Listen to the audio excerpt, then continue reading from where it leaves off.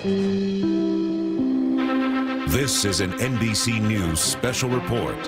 Here's Lester Holt. Good day, everyone. There is breaking news of the White House. President Biden beginning to make remarks about a major ceasefire deal between Israel and Hezbollah in Lebanon. Let's listen. For nearly 14 months, a deadly conflict raged across the border that separates Israel and Lebanon. A conflict that began the day after the October 7 attack by Hamas on Israel. Hours later, at 2 a.m. in the morning, Hezbollah and other terrorist organizations backed by Iran attacked Israel in support of Hamas. Let's be clear, Israel did not launch this war. The Lebanese people did not seek that war either, nor did the United States. Over the past year, including in the days immediately following October the 7th, I directed the U.S. military to flow assets and capabilities into the region, including aircraft carriers, fighter squadrons, and sophisticated air defense battery to defend Israel and deter our common enemy at critical moments. Since the war with Hezbollah began, over 70,000 Israelis have been forced to live as refugees in their own country, helplessly watching their homes, their businesses, their communities as they're bombarded and destroyed. And over 300,000 Lebanese people have also been forced to live as refugees in their own country. In a war imposed on them by Hezbollah. All told, this has been the deadliest conflict between Israel and Hezbollah in decades. How many of Hezbollah's senior leaders are dead, including its longtime leader, Nasrallah? And Israel has destroyed Hezbollah's terrorist infrastructure in southern Lebanon as well, including miles of sophisticated tunnels, which were prepared for an October 7-style terrorist attack in northern Israel. But lasting security for the people of Israel and Lebanon cannot be achieved only on the battlefield. And that's why I directed my team to work with the governments of Israel and Lebanon to forge a ceasefire, to bring the conflict between Israel and Hezbollah to a close. Under the deal reached today, effective at 4 a.m. tomorrow local time, the fighting across the Lebanese-Israeli border will end. Will end. This is designed to be a permanent cessation of hostilities. What is left of Hezbollah and other terrorist organizations will not be allowed, I emphasize, will not be allowed to threaten the security of Israel again. Over the next 60 days, the Lebanese army and state security forces will deploy and take control of their own territory once again. Hezbollah terrorist infrastructure in southern Lebanon will not be allowed to be rebuilt. And over the next 60 days, Israel will gradually withdraw its remaining forces. And civilians on both sides will soon be able to safely return to their communities and begin to rebuild their homes, their schools, their farms, their businesses, and their very lives. We're determined this conflict will not be just another cycle of violence.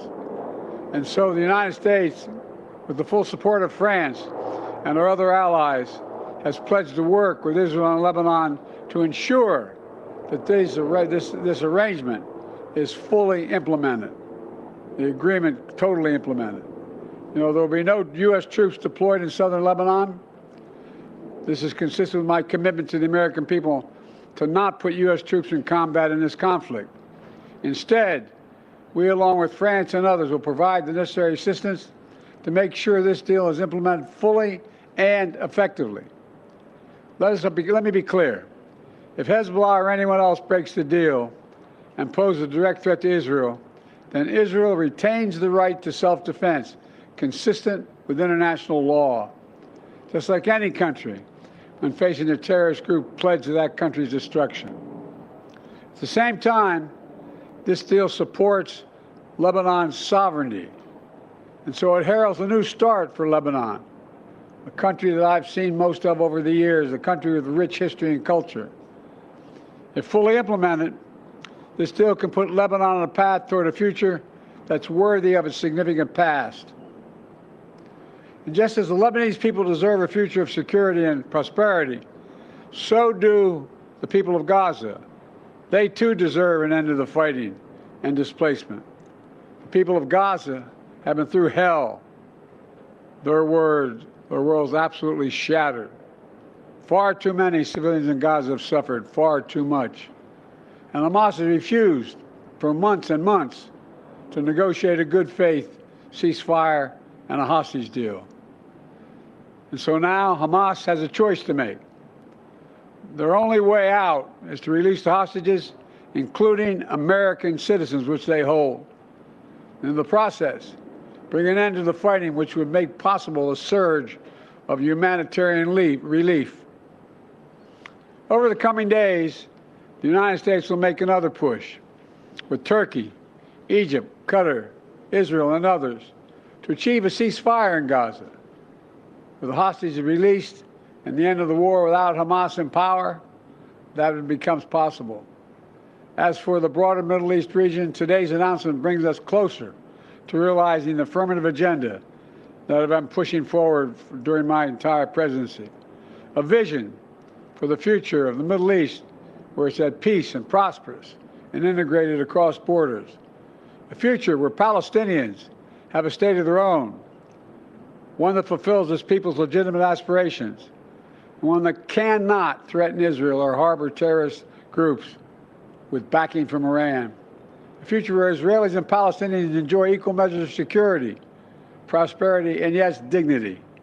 To that end, the United States remains prepared to conclude a set of historic deals with Saudi Arabia, to include a security pact and economic assurances, together with a credible pathway for establishing a Palestinian state and the full normalization of relations between Saudi Arabia and Israel, a desire they both have. I believe this agenda remains possible, and in my remaining time in office, I'll work tirelessly to advance this vision for an integrated, secure, and prosperous region, all of which strengthens America's national security. Getting all this done will require making some hard choices. Israel has been bold on the battlefield. Iran and its proxies have paid a very heavy price. Now Israel must be bold in turning tactical gains against Iran and its proxies into a coherent strategy that secure Israel's long-term safety and advances a broader peace and prosperity in the region. Today's announcement is a critical step in advancing that vision. And so I applaud the crazy decision made by the leaders of Lebanon and Israel to end the violence. It reminds us that peace is possible. Say that again, peace is possible. As long as that is the case, I will not for a single moment stop working to achieve it. God bless you all. I'm sorry to keep you waiting so long. May God protect our troops. Thank you. Mr. President, will you get a ceasefire in Gaza before leaving office? Ask me how I get a ceasefire. I think so. Hold on. Praying. How is this push any different from the previous ones? Noticing that should be reported. Logical. Mr. President, what have you told the new administration? We will try to get a readout of what the president said in those in response to those questions shouted from the press corps. But the president making major news here, describing a ceasefire deal between Israel and Hezbollah and Lebanon. He said the fighting will cease at 4 a.m. local time in that region. This is not linked to the situation in Gaza with Hamas, although the president clearly hoping to leverage the progress they've made in Lebanon to perhaps secure a deal with regard to that war. I want to go to our chief international correspondent, Keir Simmons. Keir, what else did you observe? Well, Lester, we're just hours away from that moment that President Biden says will mark the beginning of this ceasefire, and President Biden has got what he has been trying to get for a long time. A ceasefire in Israel, perhaps not everything he wanted, not a ceasefire in Gaza, but but for Lebanon. And the president was left to outline some of the details. You mentioned the time. He says it's designed to be a permanent cessation of hostilities, that the Lebanese army will be deployed, that the ceasefire will be supported by the US and allies. Particularly, he mentioned France, to ensure that it is fully implemented. And he tried to walk that line, didn't he, Lester, between saying that Israel has the right to defend itself even after this ceasefire, and that at the same time the US supports Lebanon's sovereignty. We did hear from Prime Minister Netanyahu just a few hours ago, before a full vote of the Israeli cabinet, saying that he recommended this ceasefire, but also saying that Israel has the right to open fire again on Hezbollah, even if, for example, it begins to build tunnels again. So Prime Minister Netanyahu, and I think you heard President Biden there too, trying to reassure a skeptical Israeli people that this will not lead to the return of Hezbollah in years to come. Prime Minister Netanyahu talked about that Hezbollah had been defeated for decades. But has it been fully defeated? No, it has not. Many of its leaders have been killed. Many people have been killed.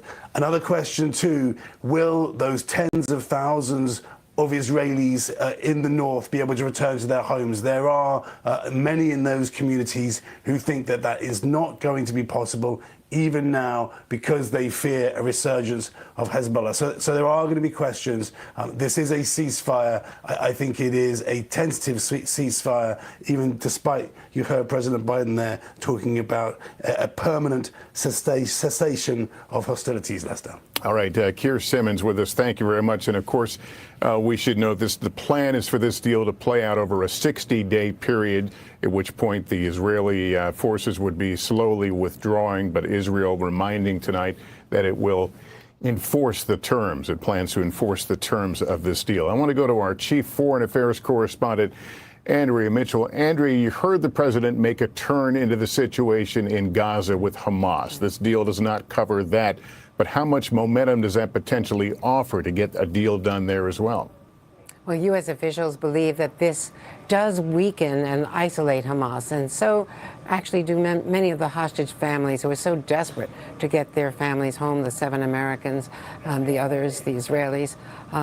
They believe that there are maybe 90 to 100, maybe half of them are still alive. It's been, as you know, more than a year. And the breakthrough here, I'm told by the senior U.S. officials, was breaking the link between Hezbollah, backed by Iran, demanding that there be a total ceasefire in Gaza first before they would negotiate anything. And finally, the U.S. said, let's separate the two. And that's a big burden, of course, for the hostage families and for the people. The Israelis, as well as the Palestinians, most primarily, are suffering the horrors as described by President Biden just now in Gaza. But the fact was that they felt they had to do Lebanon first and get Hezbollah to agree to that, because Israel was frankly also exhausted by 2 fronts.